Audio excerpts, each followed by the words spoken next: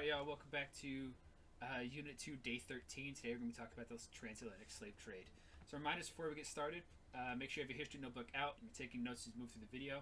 And make sure that you complete the vocabulary for this video, which will be in the next slide and down in the description. Let's go ahead and get started. So our keywords for today are going to be Jihad, Atlantic slave trade, triangle trade, Middle Passage, polygamy, Equiano, and Frederick Douglass. Some key concepts are going to be the social economic changes in Africa as a result of European exploration, the impact of the European/Islamic slavery on Africa in the early modern period, and then African resistance/effective slavery during the early modern period. So some social changes in Africa during this time. So for social groups, kinship and clans remained relatively unchanged in Africa. Traditions tended to remain unchanged. There was some overlap and some kind of integration of European traditions, such as the rise of hereditary monarchies in West Africa with the Oyo and the Asante. There's also in kind of south of the Sahara Desert and the Sahel regions, we have the radicalization of African Muslims. They are going to launch several jihads to purify beliefs. At the same time, it's also going to be the rise of American crops in Africa, such as mionic, maize, peanuts, yams, and melons. And what happens when you introduce food to a new place?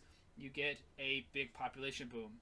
So from 1500 to 1800, you're going to see the population grow from 35 million to 60 million.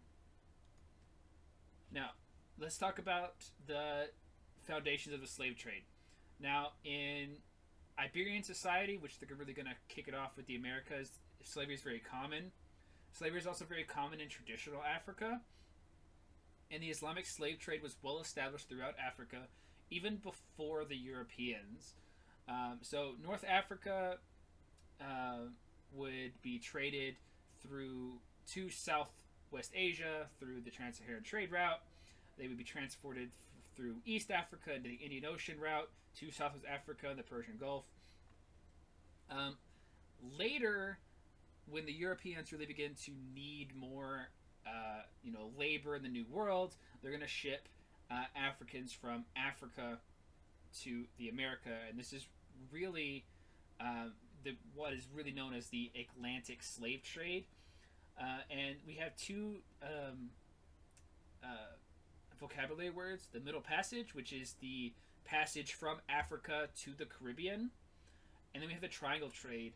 And the triangle trade is really where you would trade slaves from Africa to the Americas, and they would create raw resources, and those raw resources would be traded to Europe to turn into finished products such as guns and textiles, and then those finished products would be traded to African slavers for trade goods and more slaves. And this kind of creates a triangle in the middle of the Atlantic.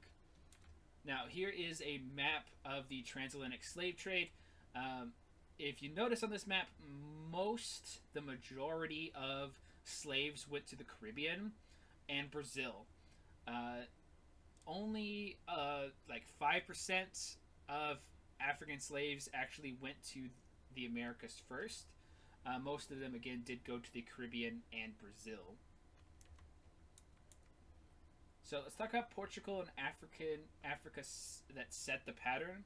So the Portuguese are going to be the first to explore Africa, the coast of West Africa, and then South Africa, and then again the East Africa. They're going to establish factories and trading stations. Now, the reason Europeans really couldn't penetrate the interior of Africa until well into the modern period is because of diseases. They also had to work cooperatively with local rulers in order to get into the slave trade. The Portuguese obtained ivory, papers, like furs and skins, and gold. And for this, Africans obtained manufactured goods. And this is really that triangle trade. So when the Europeans would come into trade for slaves or furs or gold and ivory, they would trade finished products for these materials that they can then trade in other places. This goes for slaves as well. The Portuguese also dominated shipments and demands out of Africa and really for most of the early modern period until the English really begin to take over and kind of conquer the kind of trade routes. Now, early slave trade in the Atlantic. This is going to be started by the Portuguese in 1441. The American planters, American plantations, and haciendas and encomienda systems, they needed labor. The native population labor just was dying off by the millions. So they knew that they could not sustain the native population, so they needed slaves. So back to the triangle trade, right? In Africa, finished goods were traded for slaves. In Americas, slaves were traded for sugar and molasses. In Europe, American products were traded that were from the slave plantations. And it kind of creates this kind of cycle, this triangle. Now, at every stage, the slave trade was brutal. From the conquering of the people to be traded by the African warlords or the African traders to the Europeans, to the passage to the Americas, and then, of course, at the Americas, it was brutal. 25 to 50% of all slaves died on the trip to the Americas, and another 25% after those who survived the trip to Americas will die within the first year of being an American slave. It was extremely, extremely brutal, and the very harsh conditions. Now let's talk about the impact of the slave trade on Africa. Now, African slave trade increased dramatically after 1600. About 12 million slaves were brought to the Americas, while another 4 million died just on the way there. Now, we also still, at the same time as the European slave trade to the Americas, we still have the Muslim slave trade. And 10 million slaves may have been shipped out of Africa just in the Muslim slave trade. And that's between, in a 1,000-year period. Now, both of these slave trades are brutal and they're horrible, and both of them are kind of, they're terrible because they're trading people. But I do want to emphasize that the American slave trade was in a lot of ways more brutal than the Islamic slave trade. Now, what happens due to all this slave trade? Well, you have social impacts. You have distorted African sex ratios, meaning that there's now more women in Africa than there is men. This encourages polygamy, where you have more than one partner, and this became very common. This also forced a lot of women in Africa to take on traditional men roles. Also, politically and economically, firearms are the biggest commodity traded to the Africans for slaves. This leads to war and new state formation, and it also really, in the slave trade, really kind of pigeonholes a lot of African countries into not to develop any economic foundations or industry beyond the slave trade. Which means once the slave trade goes away, a lot of these countries and all these new states will kind of suffer greatly because now they can no longer trade their main commodity. Now, American plantation society. Plantations are the big farms. Not every farm that has slaves is a plantation. Plantations are huge. This is where you have 100 or more slaves on a farm, a big farm. They're growing cash crops, and they're going to have few white supervisors. Now, in America, you have whites at the top of the social pyramid. Then you have free people of color. Then you have mulatto blacks, which are mixed parentage. Sometimes they're called Creole blacks. These are going to be house slaves, and they're, because you remember in the American slave system, your children are still slaves. In the African slave system, your children were not slaves if you were a slave. And then after mulatto blacks, we have saltwater slaves. These are directly from Africa. These are field slaves. They work in the mines. And it's extremely harsh. So harsh, in fact, that the highest casualty count for slaves is going to be in the Caribbean and Brazil. And, well, a lot of slaves are dying, so what do? They import more slaves. And it just becomes these vicious cycles. Again, most of the slaves were traded to the Caribbean and Haiti and Brazil. Only about 5% of slaves are sent to North America, less than 1% to the United States, and slave families became more common until the slave codes uh, of the American South really began to not um, value or recognize those families. Now, African traditions in the Americas, the Africans brought with them to traditions and cultures. Just because you're a slave doesn't mean you lose your identity immediately. Religions also combined with different cultures. African Christianity was distinctively syncretic practice, mixing African rituals with drumming and singing and Pentecostal-like behaviors such as call and response, where you have the practice of when the preacher says amen, everybody also shouts amen. That's a Pentecostal-like behavior. There's still animal sacrifice. There's still a lot of magic and sorcery. Voodoo is a syncretic religion of African cultures and Christianity.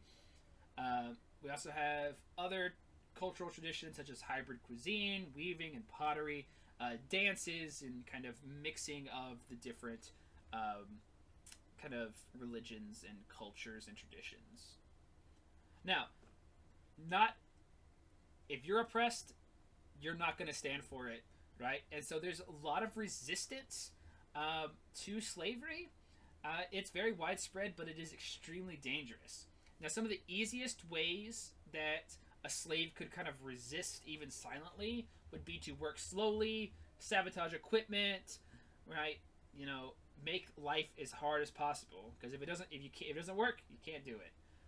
Kind of a more difficult way, but it's still kind of easy in terms of there's not a lot of fighting, is to escape.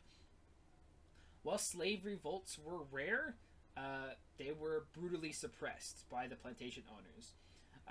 Slave revolts like Nat Turner, Saint Dominique, these slave revolts were successful.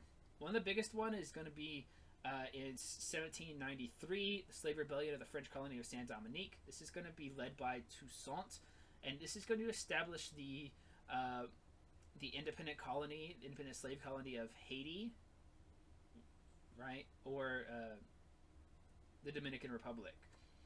Now, there's also new voices and ideas against slavery. The Enlightenment really kind of opens up these discussions and kind of moral justifications of slavery. The American and French Revolution's idea of freedom and equality really kind of play into that, because many people begin to realize, like, hey, we're free, why are they not free? Slave journals and narratives greatly influenced the debate.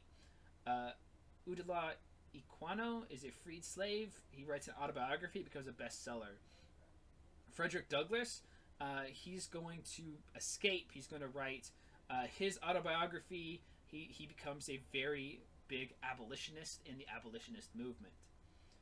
Now, over time, slavery becomes increasingly costly.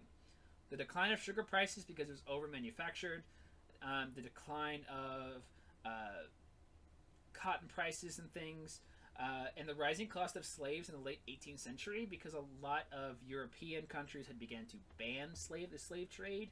Thus, it's harder to get slaves, thus the price of slaves increased.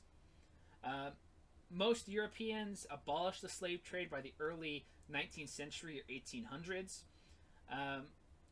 But the abolition of slavery happens extremely slowly, and kind of the last holdout is going to be Brazil, and they're not going to end slavery till almost the 20th century. Now, the trans-Saharan and East African slave trades existed well into the 1880s and the 1900s, and in a lot of ways they still exist today. So that's where we're going to end our video for today. Please make sure you're following along with your notes, and that you were also completing the vocabulary for this video, which is the beginning of this video and down in the description. Thank you guys, and I'll see you guys in class.